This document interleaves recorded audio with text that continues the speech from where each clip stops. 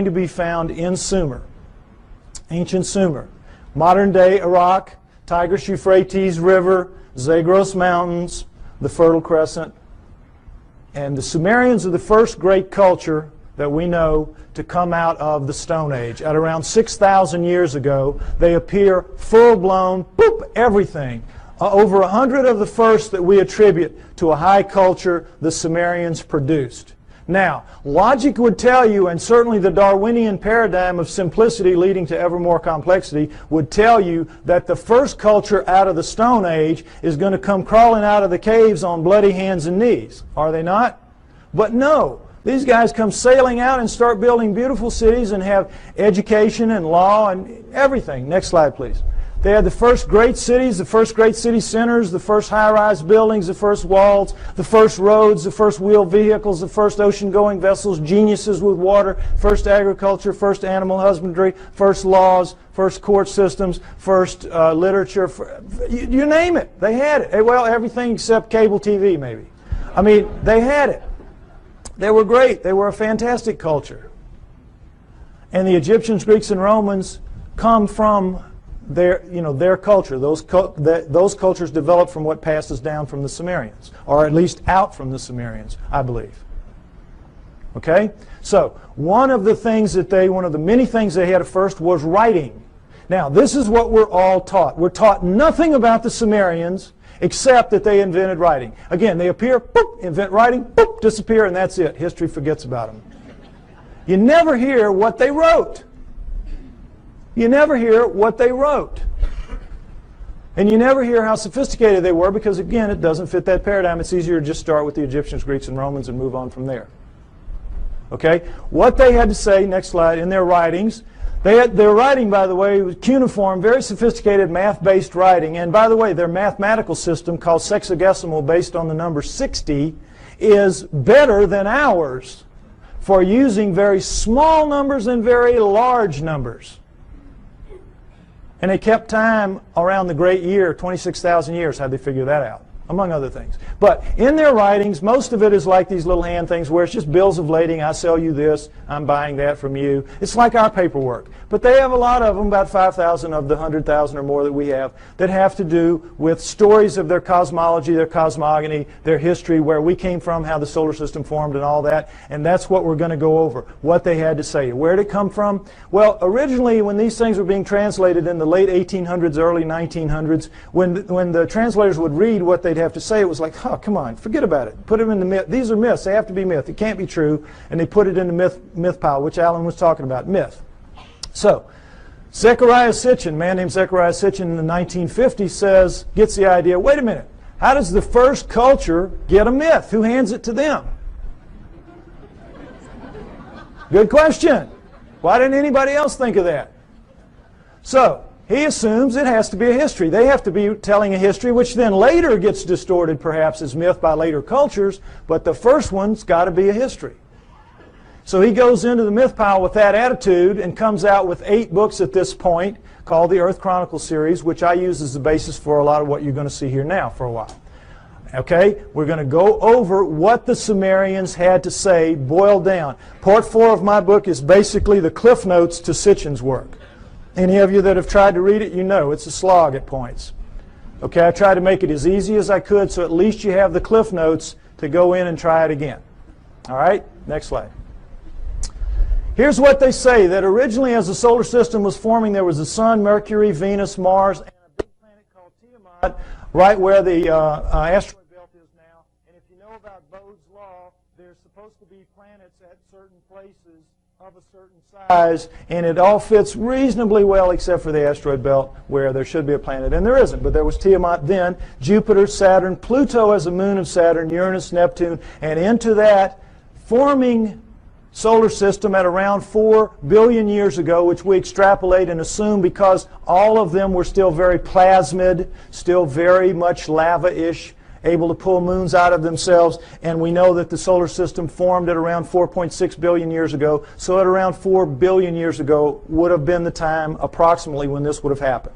Okay, Nibiru comes in, and as it's a stray planet like the one we saw a few months ago being slung out of the binary star system on the news. We all saw that. Probably something like that. It's captured by the gravitational pull of the large outer planets, swung around the sun, captured by the sun, and is caught in an elliptical orbit like a comet, moving clockwise as opposed to the counterclockwise circles of the other planets. Well, as you can see, there's the capacity for real problems here with one going one way and one going the other. And in the second time around, Nibiru collides head-on with Tiamat at planetary speeds. This is a collision. Okay? Next slide.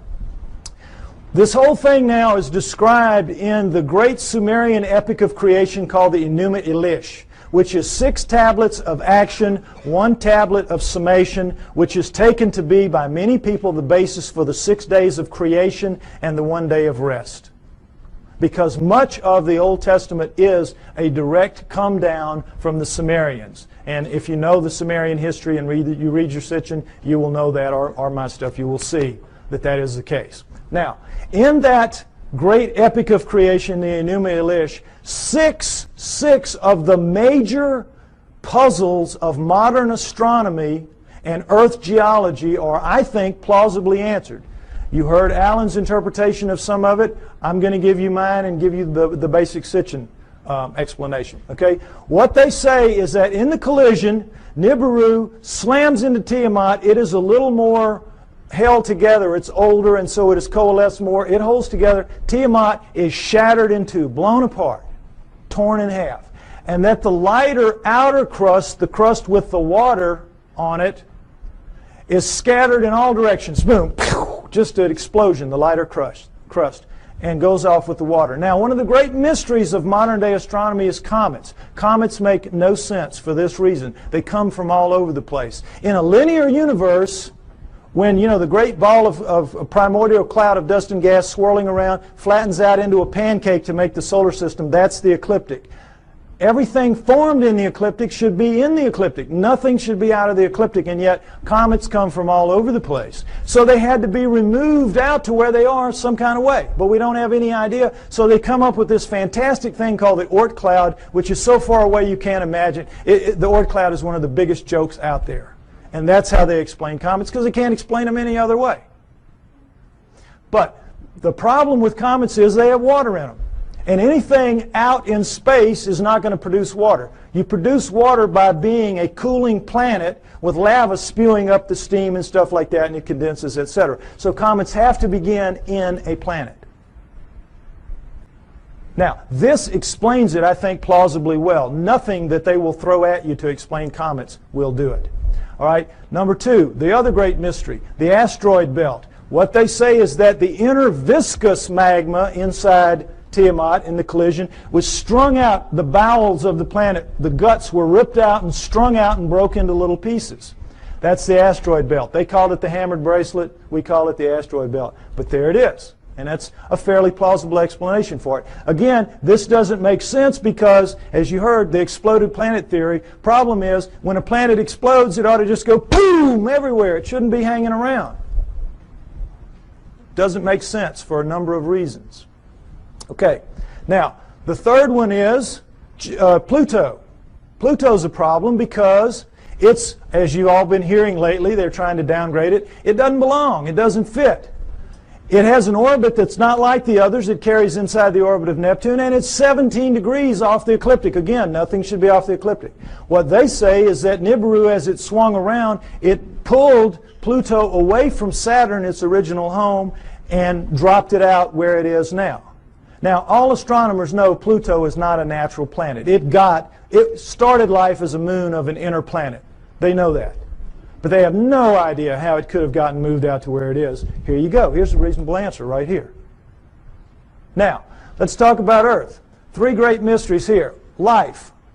Well, first of all, let's establish that Earth is a remnant of this. What happens is Nibiru's moon bangs into the remnant of Tiamat, and like pool balls, boop, hitting, knocks it inside the orbit of Mars, and it reestablishes there and becomes the Earth, the remnant of Tiamat. Now, Earth has one great mystery is life. How did life come to be? Life appears, despite what you're told about the lightning bolt into the primordial soup and all that, forget it. That's just a joke. That's just a fantasy fairy tale to tell people that don't want to know the truth and to tell kids in school. That's what they're teaching to this day. We know very well that the first forms of life to appear on Earth appear suddenly. They're very sophisticated bacteria, prokaryotic bacteria, and there's not one, there's two kinds, and they appear at around 4 billion years ago. Suddenly, overnight, strata with two kinds, sophisticated bacteria, relative to what that first living form would have been. If I had done the first part of my show, you would see all that. Okay, you can get the tape or get one tape and put it in a room and let everybody see it if you want to. But anyway, the point is, life is a great mystery. How it would suddenly appear 4 billion years ago, here you go. It says in the tablets, in the collision between Nibiru and Tiamat, in the mingling of their waters, Nibiru passed life to Tiamat, to the remnant of Tiamat. Perfect explanation for the sudden appearance of two sophisticated life forms on the remnant. Now, the remnant now is over here with its moon Kingu and has gone over, and now we're looking at two major differences in Earth and all other astral bodies out there. Earth is missing a huge portion of its crust, and it has plate tectonics, movement in the plates. How could that happen? No explanation. Why? Because in the vacuum, any liquid in a vacuum, what does it do? You see it in the space shuttle all the time. They let orange juice or milk. It makes the smallest, tightest ball it can make. That is what a liquid does in a vacuum. Smallest, tightest ball it can make. Now, that is what all the other astral bodies have done. They don't have plate tectonics. There's nowhere for the plates to go. They're as tight as they can be. Where do plate tectonics come from? In the collision, the backside of Tiamat is cracked like an eggshell. Cracked like an eggshell. There are the plates. There are the plates. And when the missing crust, of course, is when the half is there. It's still viscous. It's still magma. So what's it going to do? It's going to tighten itself down into a new ball, much smaller than the old one had been. And what's going to happen? It's going to have a big chunk gone, a big missing piece of itself, a big hole in itself, in its skin. And so that scar is going to break up into pieces as the plates move around, and we have the plate tectonics and we have the missing surface that we know about today. Next slide, please. And we'll take a look at just a representation of what it looks like with the water gone. Not to scale, of course, but you get the idea. This is not like any other planet or moon out there. Something happened. And I think the Enuma Elish gives a plausible explanation for what that was and for all the other things that I mentioned as well. Next slide. Now, when the dust settled, here's what we had. The solar system as we know it today, with Nibiru moving in this clockwise 3,600-year orbit. And I say it passes outside the orbit of Mars, inside the inner edge of the asteroid belt. And the last time through, I think, was around 200 BC, which means it's just past aphelion out here, and it's going to be back around 3400 AD, about 1400 years. We don't have to worry about it if I'm right. You will get arguments about these dates. Some people use textual interpretations. I use the date of the ending of the Ice Age, which I believe was caused by Nibiru passing through and lifting the tides. You can read about why I think that in the book. And I use the dating of the ice cores and the tree rings of science. I try to make my work as scientifically based as I can because I expect someday to be able to go toe-to-toe with those guys, and I want to be able to do it on their turf in their terms. Okay? So, next slide. All right. This is some of the proof for that story that you've just heard, and it starts with cylinder seals. And I just want you to see what a cylinder seal is. There are about 5,000 of these that we have. They were their printing press. It was just a thing they would roll out on the clay to leave little pictures like this. Now, when they had a story to tell, they told it in the tablets like you saw. But when they had an event that everybody would know the event, like I showed you that cartoon, and everybody here, we all knew in a very small space that was talking about millions of words and thousands of volumes about evolution. Am I right? We all knew. Well, they would all know this was the story of the time the gods or whoever gave the water to the water buffalo or whatever. The point is, notice the fine detail in the best of the cylinder seals, and then realize that these are basically 2 to 3 inches high. They're like big spools of thread. made out of precious and semi-precious stone, carved in a circular format so that they roll out flat and three-dimensionally. Now, when asked how this was done, science says, well, they could only have bored little holes into the rock and then abraded them out like they, to the degree that they wanted. Well, the sand would be bigger than the holes you need to do this, some of this work anyway. There's just no way. Lasers, this is not even an inch square here. Lasers would have a hard time doing this if they could do it. Nobody knows how they did this. They're just pulling one out of the hat on you. Okay, next slide. This is the one I want you to see. This is a much older one, much more worn, as you can see. 4,500 years, 4,500 years, 2,500 BC. It's VA 243. It's in a museum in Berlin. It's well dated. And it's called the Granting of the Plow. This is a seated God. See him in his chair with a plow in his hand. And this is a standing God, and this is a human. How do we know they're gods? Because they have horns on their helmets. Horns on their helmets. Notice the horns. This is how you signify gods, or they did anyway, the Sumerians did on their cylinder seals. And I want you to pay special attention to this because later at the banquet we might see a real live Anunnaki helmet. We might see that. Okay, now, normally they would put astronomical signs up here to indicate who the god was because not everybody would know. But in this one, obviously, everybody knew. And as you can see, this the human is carrying this kind of skunky old digging stick that the most primitive people have, even to this day. And this new wooden plow here, 4,500 years ago, we can go to Egypt today and see this very plow, and in many other third world countries still being used, this very plow. Okay, so no question it's the granting of the plow. But this is what makes this special right here. Let's see a blow-up of that. What is this? Solar system, right. Sun, Mercury, Venus, Earth, in their relative sizes, mind you. Earth, Moon, think how small that is. What grain of sand dug that out? Mars, and then, what should be here? This should be the asteroid belt. This is Nibiru, folks. Nibiru. Jupiter, Saturn, Pluto as a moon of Saturn, Uranus, Neptune. Notice that it's only a little bit bigger than Uranus, Neptune. It's about 3 times bigger than Earth. Nibiru is a good-sized planet. Good-sized planet, according to this. Okay? Now, again, what proof do we have of any of this? Let's take some look. Let's take a look at this. All right. Here's a look at the solar system that you don't get to very often. And did it occur to any of you that we were looking at a cylinder seal carved at 4,500 years ago that had Uranus in it that we only discovered in 1781 when our telescopes got good enough to see it? It had Neptune when we discovered in 1846 when our telescopes got good enough to see it, and Pluto, which we discovered in 1930 when our mathematicians got good enough to tell our astronomers where to look for the thing because it was so small. What are the Sumerians doing knowing about that? Furthermore, what are they doing writing in one of their tablets that if you look at these two, Uranus and Neptune, in the heavens, meaning right out on them, they look like blue-green watery twins?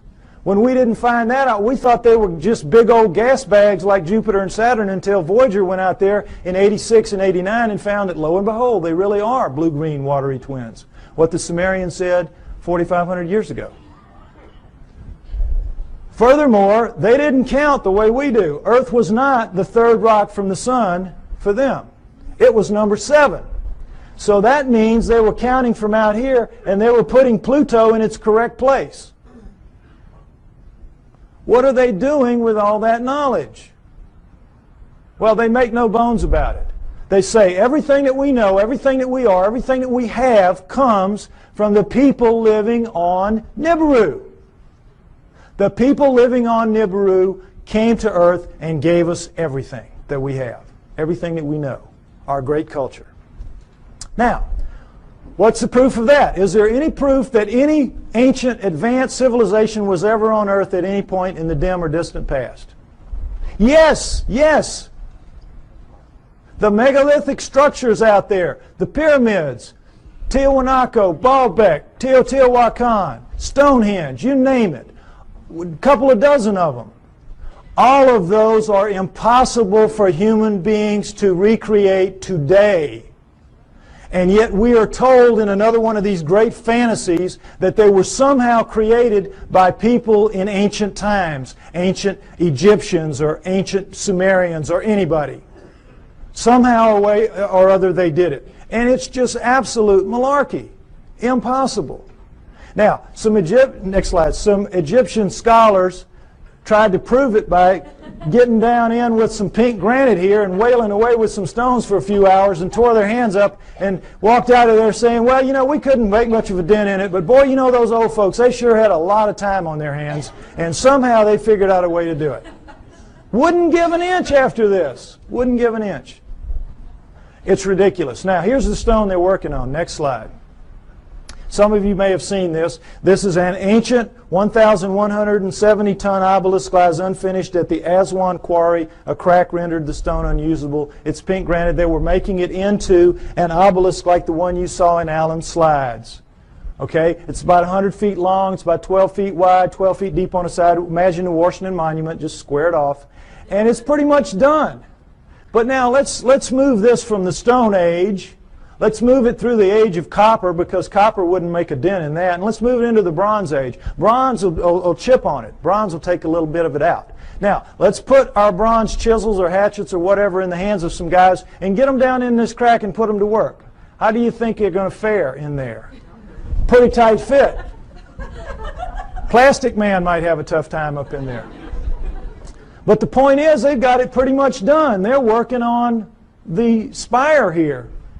When they break it, you know how it works. You press here, you get this. Well, look, does this look like somebody chipping away with a little hand? No. This looks like a belt sander taking pieces out the size of the chair you're sitting on.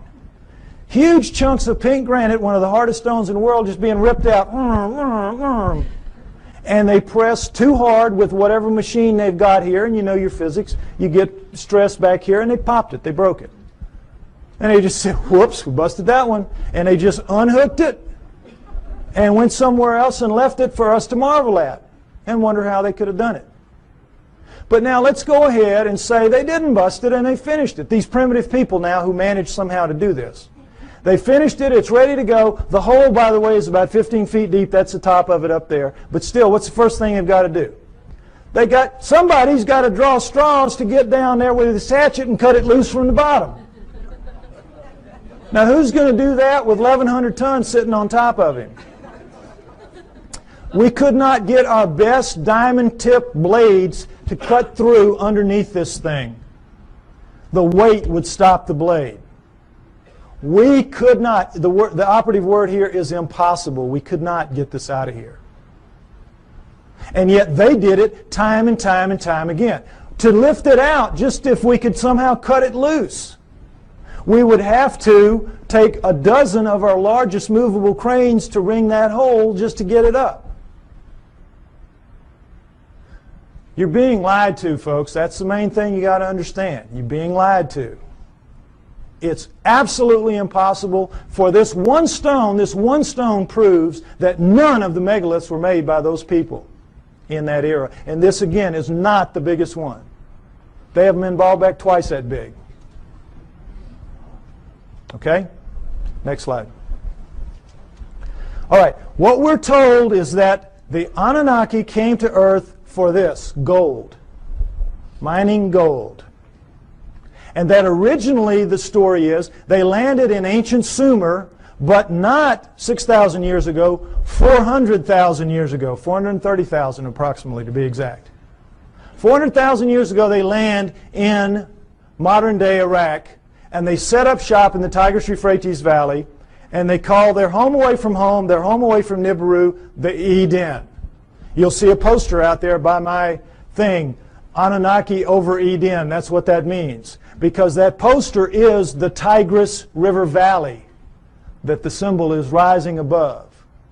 That is where it was. That is where Eden was, according to them, and that comes down in the Bible as such.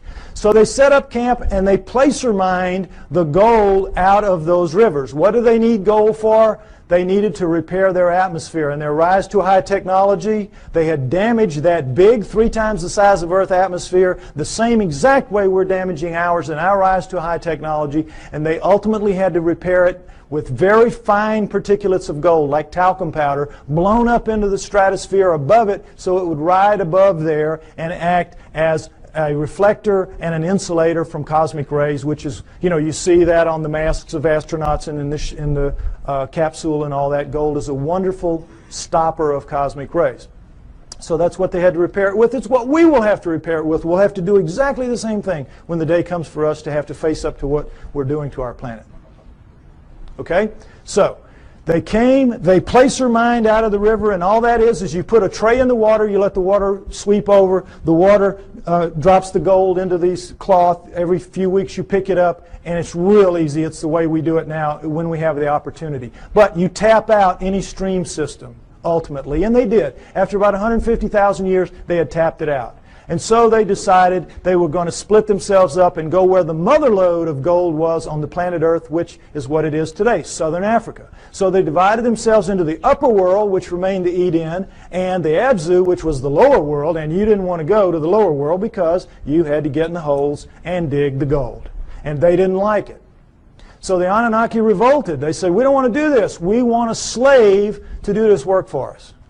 Plus, it was a hardship duty, mostly men. Why don't you make us some women while you're at it? So that's what they did. They decided to use the creatures of Earth, which would be the hominoids, and I say it would have been the Almas, the likeliest candidate. They took the creatures of Earth to get some of their genetic material to make the new slave better adapted physically to the planet than they were, but the slave would for the most part be like themselves. We shall make the Adamu, A-D-A-M-U, which comes down as Adam, and we shall make the Adamu in our own image after our own likeness, which comes down word for word. And that is what they did. They made their slave inferior models of themselves. That's us, folks. That's us. We're really inferior models of the Anunnaki. And as you saw in the cylinder seal, we look like them. We look like, in their own image after their own likeness. In all of the cylinder seals, we look just like them. We don't have the horns on our headgear. That's about it. We are them. That's why we're not adapted to this planet. That's why we're so obviously not a part of this planet. We have their bones. We don't have primate bones. We have their muscles. We don't have primate muscles. We have their skin. We don't have primate skin. We have their body pattern, their hair patterns on their body is ours. We have thickest on our front, thinnest on our back. Primates have thick on the back, thin on the front. We have their eyes, their poor night vision eyes. We have their foreheads. We have their brains. That's the key to this. We have their brains. That's why we're not like anything else on this planet. We are them. We are genetically engineered copies of them. Okay, next slide. Let's take a look at how that was done. Human body contains 100 trillion cells. There's a nucleus inside each human cell except red blood cells. Each nucleus contains 46 chromosomes arranged in 23 pairs. One chromosome of every pair is from each parent. The chromosomes are filled with tightly coiled strands of DNA. Genes are segments of DNA that contain instructions to make proteins, the building blocks of life. This is where genetic engineering takes place. Now, we're going to go over it lightly, but it's very important. I want you to understand these things that I'm going to tell you now. Okay, next slide. Don't worry about the details and how they do it. This is what they do. They can open up a cell, our genetic engineers can, our geneticists can. We can open up a cell, open up the nucleus, pull out strands of DNA, and in that strand, 98% of it will be what's called junk DNA. We don't know what it does. If it has a function, we don't know what it is. 2% will be what are called, prosaically enough, the working segments. They work. They do what they're supposed to do. They make the proteins. Now, if you cut in the junk above a working segment and in the junk below and remove it and have done the same with another strand of DNA over here, you can move anything into anything else. It can be animal into plant, plant into animal, fish into fowl. It does not matter because all living things at the most fundamental level are exactly alike. Understand that. We're all made of the same 4 base pairs, the same 20 amino acids. Everything's the same at the most basic level. It's like it's pop beads that are interchangeable. It is almost as if somebody designed it that way so they could just mix and match the parts and make anything they wanted. Isn't it? Something to think about. Okay, but the problem with it from an engineering standpoint is this. You're not cutting with a blade. These are not precise cuts. The blade would have to be a few molecules thick. You're cutting with chemicals. Chemicals. Now, the chemicals can cut pretty accurately, but mistakes are going to happen. Something's going to ooze out where it doesn't belong. Something's going to splash over it where it doesn't belong. Mistakes are going to happen. Inevitable. We know that. We make mistakes all the time. Another problem with genetic engineering is you don't know what you're going to get when you do this. You can't predict. You have to decide what you're going to do. You have to do it. You have to let it express, which is live, and see what you get, and then use that to determine what you do the next time. And of course, the great fear in genetic engineering is somebody's going to make a mistake and create the Andromeda strain that's going to kill us all. A legitimate concern. Although everybody's very careful, and I'm not too worried about it. But mistakes do happen because all of this is so incredibly microscopic. It's out of the nucleus of your cells. Imagine how microscopic it is. But don't try to figure it out. I can't even figure it out. It's really complex. But they do it. Okay, understand that. Now, with that in mind, let's look at some of the proofs that I say indicate very clearly that we are, in fact, what the Sumerians say, a genetically engineered species by the Anunnaki. Next slide. Okay, here we go. The cerebral cortex is the deeply convoluted surface region of a brain that is most strongly linked to intelligence, lower right. It's the stained part out here. If you peel that off of the brain of a rat, it will cover a postage stamp. Peel it off of a monkey, it'll cover a postcard. Peel it off a chimp, it'll cover a sheet of typing paper. Peel it off of us, and it'll cover 4 sheets of typing paper. Now, you can see this is a transition. This is clearly a transformation. Now, there's some weird things about it. These guys are using all they've got. All they've got. We're using 1/2 of one page in a very different way than they are using what they have. 1/2 of one page. How do we know? We all know. We use about 10% of our brains. We know that from the studies done with idiot savants. You know that. And we know there are thousands of miles of neural network in our heads not being used. We don't know why. We don't know why. I'll tell you why. We shall make the atom who's strong but not too strong, smart but not too smart. They sealed it off genetically at the 10% mark or wherever it is. We don't know exactly where it is. But wherever it is, they sealed us off. You don't want your slave to be anywhere near as smart as you. You, in fact, want your slave to be so decidedly inferior to you that you never have to worry about treating it like a slave. So they engineered us to be really clever to ourselves, but for them, we were smart enough to talk, take instructions, act with a little bit of ingenuity and self-reliance. They could turn things over to us and kind of let us take over and do it. They gave us just enough to be wonderful in our own eyes, but be pond scum relative to them. It's what they did.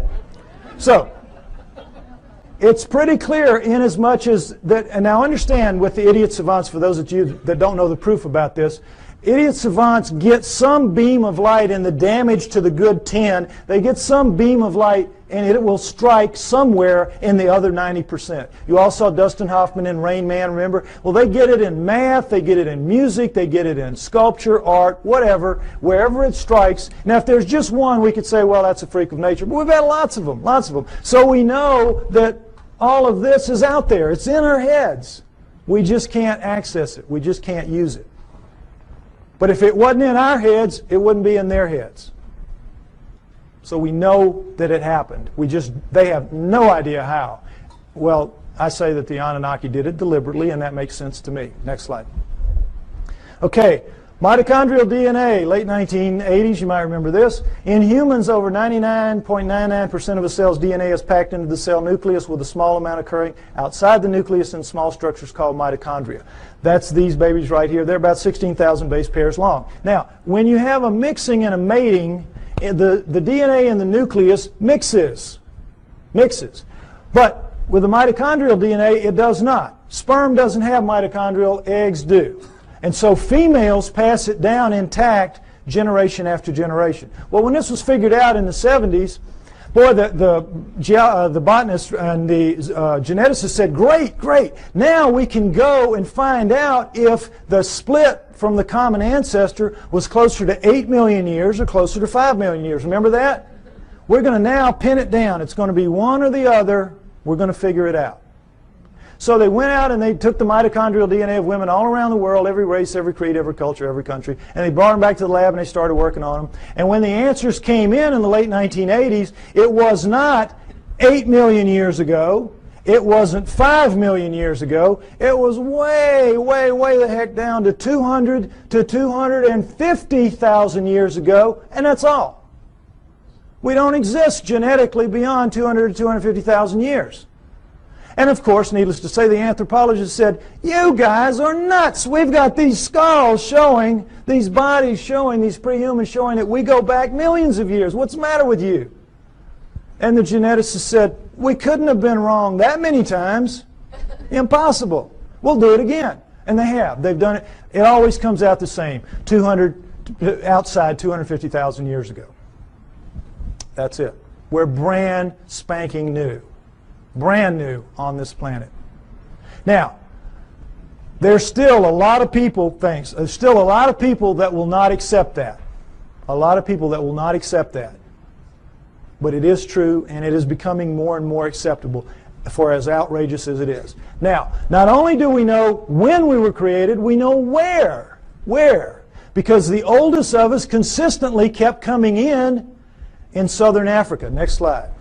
And in fact, the cover of Newsweek in 1987 showed that if in fact there was an Adam and Eve, they were black. They would have to have been black. But of course they knew the flack they were going to catch, in the South at least, so they made the blacks look as white as they could. This guy looks almost as white as OJ, doesn't he? But the point is, in trying to have it both ways, they caught it coming and going, because you can imagine the letters to the editor after this issue. But the point is, it tells the truth. The oldest of us do come from Southern Africa, and we definitely are 200 to 250,000 years old. And guess what else? That is just what the Sumerians say about us. That the Anunnaki created us around 200 to 250,000 years ago in Southern Africa to dig their gold. What a coincidence. What a coincidence. Okay, next slide. Okay, what happens when a creature is born in the wild severely screwed up physically? What happens to it? Dies, right? Parents will kill it. It will not put that defect into the gene pool. You're looking at the great exception. You're looking at 28 of our most severe genetic defects, but we have 4,000 and counting. 4,000 and counting. Now, we're only 200, 250,000 years old. We shouldn't have one. We've got 4,000 and counting. How did it happen? Cutting and splicing process mistakes. Cutting and splicing, oops, made a mistake. Cutting, splicing, oops, made a mistake. They don't care. They're making a slave. They're not going to fix the mistakes. What do they care if it's 1 in 100 dies from the problems? If it's 1 in 10, they don't care. They're making a mistake. They're making a slave. But they know the numbers, like we have found out the hard way. If you let the population propagate naturally, those numbers go way down for each person. Right now, as we sit here, we average about 50 of the 4,000, each of us. And we have a mating with our mate. If we share any of those 50, then each of our offspring will have a 1 in 4 chance of expressing it. That's why you'll get mongoloids in the best of families, mongoloids in the lowest of families, and all around the world. And that's what genetic defects are. In the wild, you will get 2-headed calves and 6-legged goats. That's a sperm-egg misconnect. That's not something that you see steadily on and on. A little gem like spina bifida, which is not going to let you live to adulthood, nor is it going to let you reproduce if you do. What's that doing in a gene pool? It was all put there, folks. Put there. No question. Next slide. Okay, here we go, the chromosome match. It's kind of hard to see, comparison rather. Humans, chimpanzees, gorillas, and orangutans right here. And you see how similar they are. And as we know that between humans and chimpanzees, there's 99% similarity in the DNA and 98% with gorillas. And it's like, oh, well, then that we're just kissing cousins. That's as close as you can be. We're almost the same thing. Well, not really. Because we're talking about a 3 billion base pair genome. 1%, that's 30 million base pairs. That's a couple thousand strands of DNA. If you know what you're doing, that's a lot of change. But also understand that all higher animals, and never say this, share 50% and up. Squirrel, 50% and up. You see, so it isn't quite as astounding as it seems. But what we're looking at here is the Anunnaki have got themselves a real problem. And that problem is this. They come to Earth and they decide they're going to make the slave. They decide we're going to use this creature of Earth, let's say it was an Alma. They test the blood and what do they find? First thing, big problem, 48 chromosomes. All primates have 48 chromosomes. But they, the Anunnaki, have only 46 chromosomes. How do we know that? Because we have 46 chromosomes. We descend from primates, and yet somehow we lose 2 whole chromosomes. That's an awful lot of DNA. And somehow we're so much better than them. Well, they have 68 or something like that relative to them. But we don't. We have 46. So we know this was the result of the genetic engineering, and they had a problem. The Anunnaki did. What could they do? They had to, you know, how it works. There's 24 in sperm and egg, 23 sperm and egg. So you got to get the sperm and the egg to match up, one or the other, 23 or 24. Can you take out a chromosome from the creature of Earth, the 24, and still have a creature of Earth? No. Can you add a chromosome to yourself and still have an Anunnaki? Go up to 24 from 23? No. You got a real problem. It's an insoluble problem. And you need that because you got to get the first hybrid to get in the game of the genetic engineering. You got to get something alive that is a blending of you two to begin to work on it. So what can you do? How can you solve that problem? There's only one way, and boy is it smart. You go in and you look and you compare the chromosomes and you find 2 that can be fused and will take up one space but maintain the integrity of all the chromosomal material. You find a spot where you can fuse 2 to make 1, and now you've got all the material but taken up one place, and now you're ready to rock and roll. You with me? All right, let's look at the number 2 chromosome close up.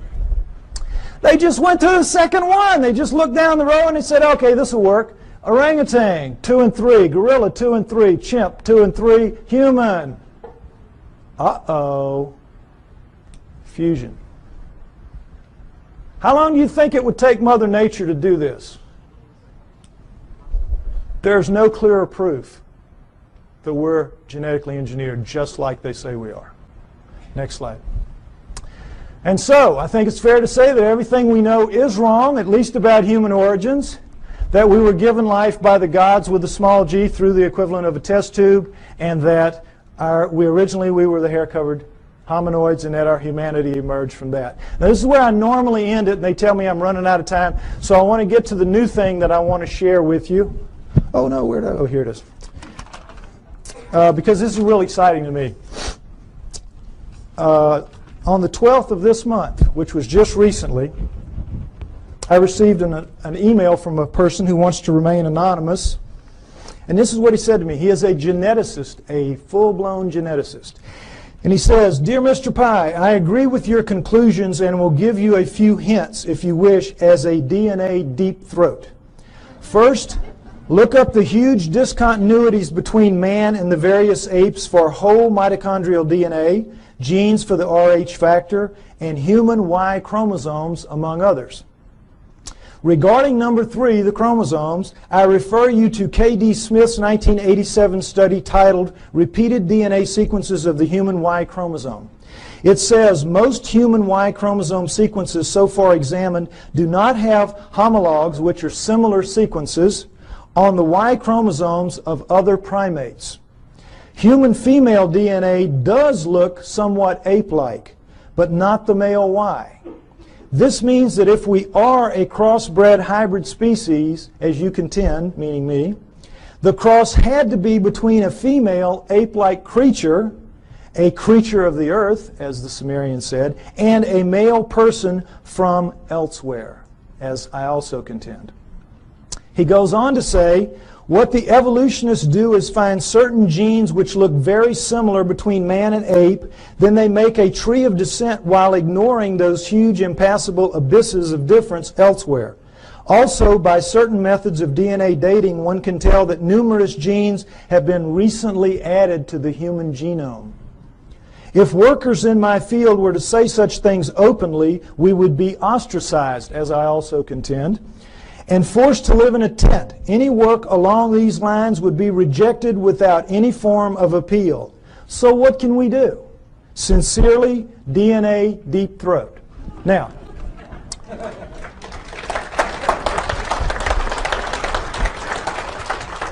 what this means, thank you, what this means is we win. We win. Because where one of these came from, more of these are going to come. As my profile rises higher, and I think, frankly, that I'm the only person out here pushing this genetic stuff that you're seeing like this, more of these are going to come my way. We're going to win. You've seen the evidence. Now, right now, we're getting our brains kicked out. We are getting our brains kicked out. That's why we're called the fringe. And the reason is we keep mounting these frontal attacks on the establishments. And every film that we produce, every photograph, every sighting, every testimony, every capture, every encounter that we have, and we throw at them with the best intentions. Our word is truth, is it not? Our word is, it's true. It's true. And their word is what? Liar. Liar. They dress it up. They say, well, you don't know what you're talking about. You don't know what you're seeing. You made a mistake. It was swamp gas, whatever. They're basically standing there and saying, you're just a bunch of liars. We're right and you're wrong. And because it is our word against their word, our word truth, their word liar, their word wins. Day in, day out, year after year. It's very frustrating, is it not? Boy, it just annoys the heck out of me. But what this means is we're going to win in the end. Why? Because the genes say so. The genes back us up. And right now, this is not a field that you're very familiar with. And I've worked very hard to make this very simplistic so you could understand at least the fundamentals, and it's the same in my book. You need to be aware of this is because this is the back door, kids. This is the back. We're not going to storm them from the front. We've been doing it for years. They know how to deal with us. Our word against them, we're going to lose. But in this instance, the genetic end of it, what is it? It's their word against them. It's their research against them. They're going to lose. We're going to beat them with the genetic evidence. We got to beat them. We will beat them. We know we're right. We know they're wrong. They know they're wrong. They know they're wrong. We just have to get mentally tough and accept that this is a war. This is a fight. This is not, gentlemen, Marquis de Queensberry rules. This is a dog fight. This is a knife fight. And you all have got to get out there and proselytize. You have to familiarize yourself with these basics at least.